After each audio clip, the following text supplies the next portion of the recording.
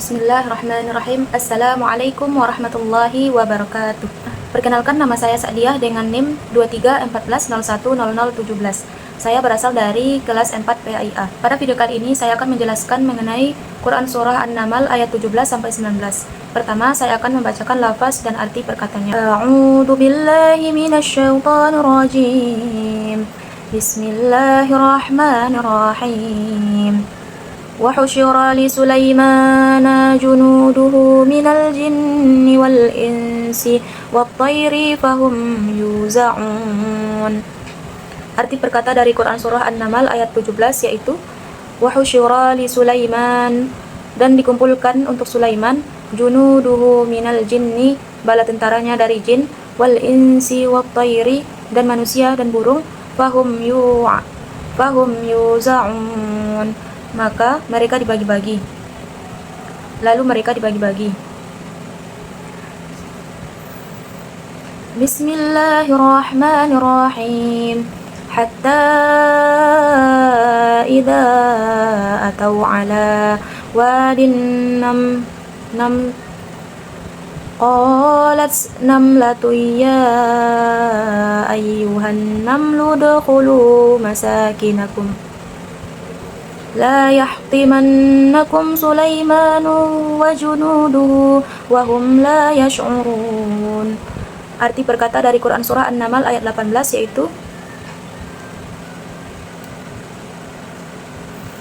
hatta idza atau, sehingga tatkala mereka sampai ala wadin namli, atas lembah semut, di lembah semut, qalat namlatun, berkatalah seekor semut, ya ayyuhan namlu, hai semut,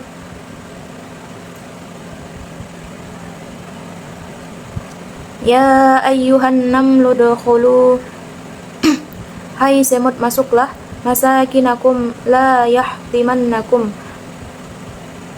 sarang-sarangmu tidak menginjak kamu,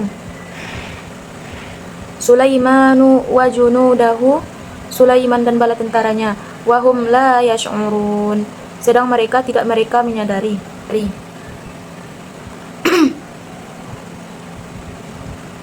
Bismillahirrahmanirrahim.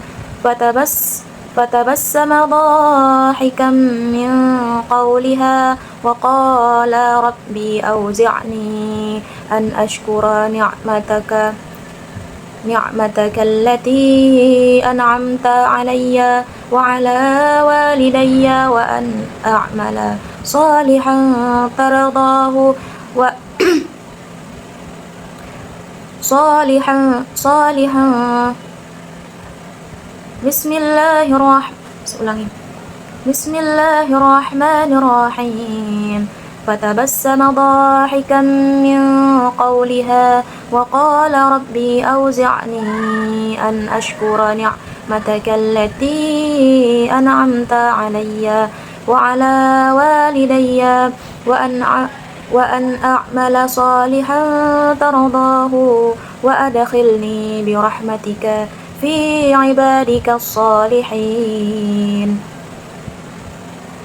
Arti perkata dari Quran Surah An-Naml ayat 19 yaitu fatabassama dhahikan, maka dia tersenyum, tertawa, min qawliha, dari perkataannya atau semut itu, wa qala rabbi, dan dia berkata, ya Rabbku, ya Tuhanku, auzi'ni an ashkura, perkenankan aku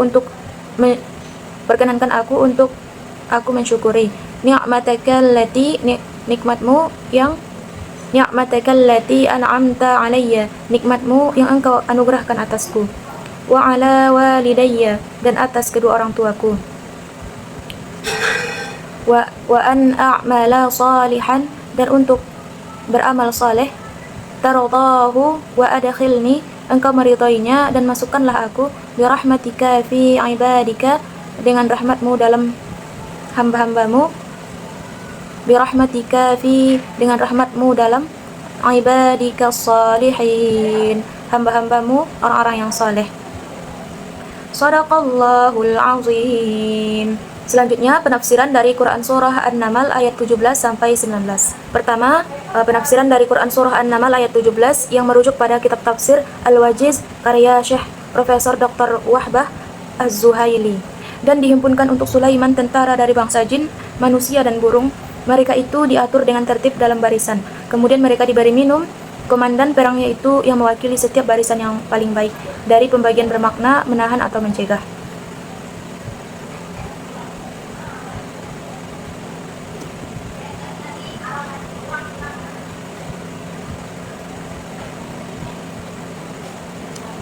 Selanjutnya, penafsiran dari Quran Surah An-Naml. Selanjutnya, penafsiran dari Quran Surah An-Naml ayat 18 yang merujuk pada kitab tafsir yang sama, yaitu kitab tafsir Al-Wajiz karya Syekh Profesor Dr. Wahbah Az-Zuhaili, yaitu hingga apabila mereka sampai di lembah Semud, berkatalah Raja Semud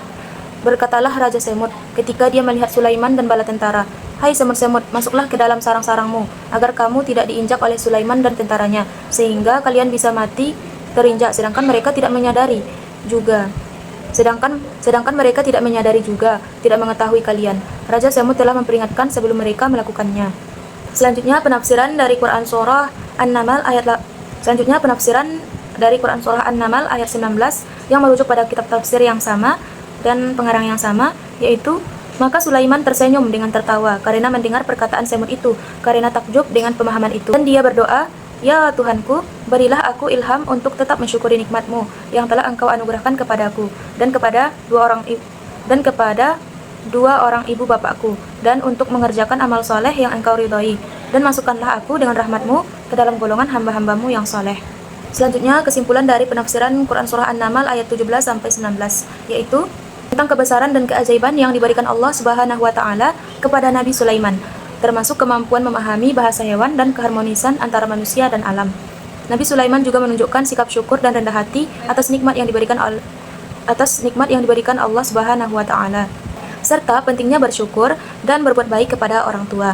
Meskipun Nabi Sulaiman memiliki kekuasaan pada masanya yang memimpin kalangan jin, manusia, dan hewan, tetapi Nabi Sulaiman tidak berlaku sombong, tidak berlaku buruk kepada atau menganiaya atau menzalimi yang dipimpinnya.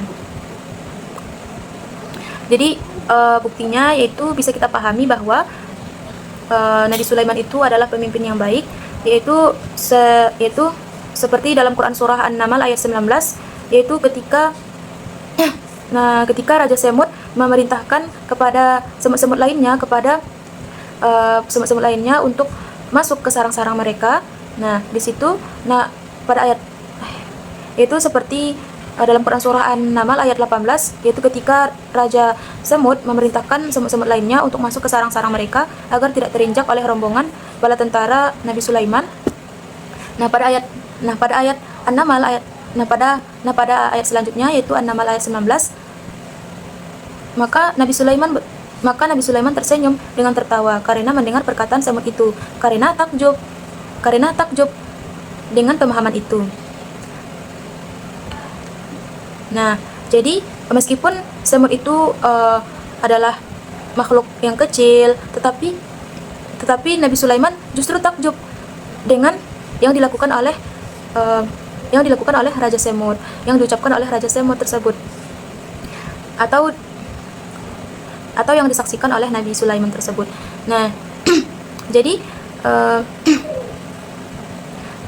dapat kita pahami bahwa pemimpin yang baik mendengarkan, yaitu pemimpin yang baik yaitu mendengarkan suara rakyatnya, suara masyarakat yang ia pimpin, yang sekecil apapun jabatan atau profesi masyarakatnya, tetapi ia tetap mendengarkan aspirasi mereka.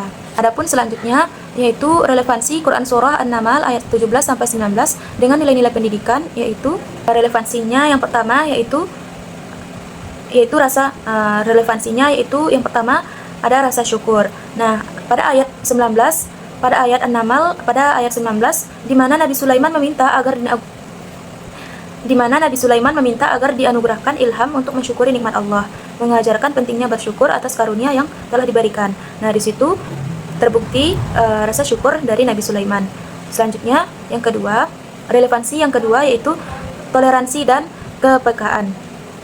Nah, kisah Nabi Sulaiman yang dapat berbicara dengan semut menunjukkan bahwa ia tidak hanya bijaksana dalam memerintah, tetapi juga peka terhadap keberadaan makhluk kecil lainnya, mengajarkan toleransi terhadap perbedaan.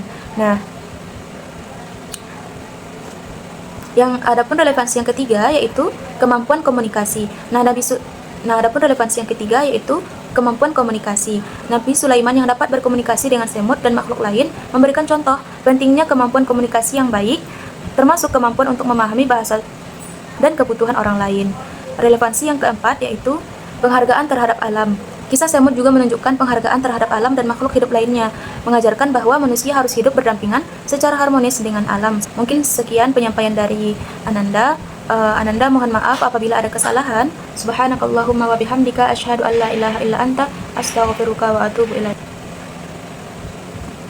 Wabillahi taufiq wal hidayah. Wassalamualaikum warahmatullahi wabarakatuh.